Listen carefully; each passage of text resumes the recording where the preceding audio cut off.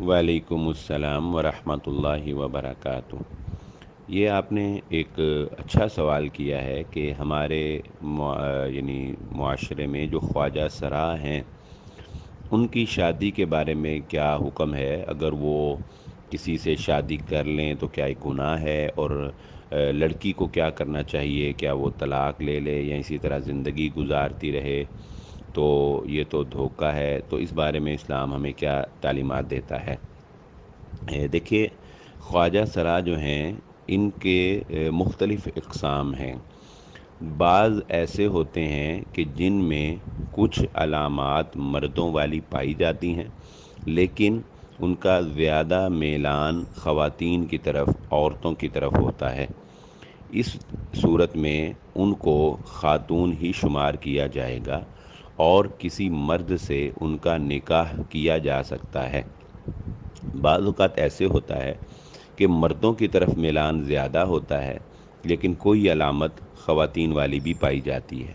ایسی صورت میں ان کو مرد شمار کیا جائے گا اور ان کی شادی جو ہے وہ کسی لڑکی سے کرنا جائز ہوگا۔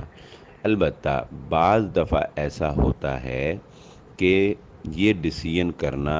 ناممکن ہوتا ہے کہ آیا یہ مرد ہیں یا یہ عورت ہیں، یعنی ان میں دونوں علامات، مردوں کی بھی اور خواتین کی بھی، دونوں جو علامات ہیں وہ یکساں پائی جاتی ہیں۔ تو ایسی صورت میں ایک رائے علماء کرام کی یہ ہے کہ ان کا طبعی میلان جو ہے وہ دیکھا جائے گا، پوچھا جائے گا کہ وہ کدھر ہے۔ یعنی اگر وہ کہتے ہیں کہ ہمیں عورتوں میں رغبت ہوتی ہے، یعنی ظاہر ہے مرد جو ہوتا ہے اس کو عورت میں رغبت ہوتی ہے، عورت کو مرد میں رغبت ہوتی ہے، تو اگر وہ کہے کہ مجھے مردوں میں دلچسپی نہیں، مجھے عورتوں میں رغبت ہے، تو پھر اس کو مرد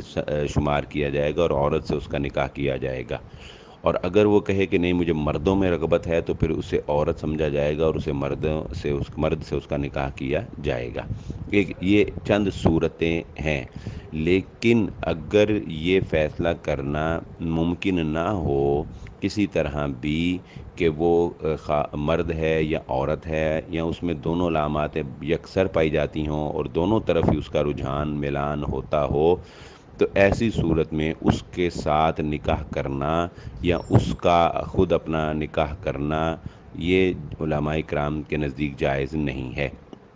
کیونکہ اگر وہ مرد سے نکاح کرے گا تو اگر یہ مرد ہے تو مرد کی مرد سے شادی جائز نہیں، پھر اگر وہ عورت سے نکاح کرے گا اور اگر یہ عورت ہے تو عورت کی عورت سے شادی جائز نہیں ہے۔ تو اس لیے علماء کرام کہتے ہیں کہ جب یہ فیصلہ کرنا ممکن نہ ہو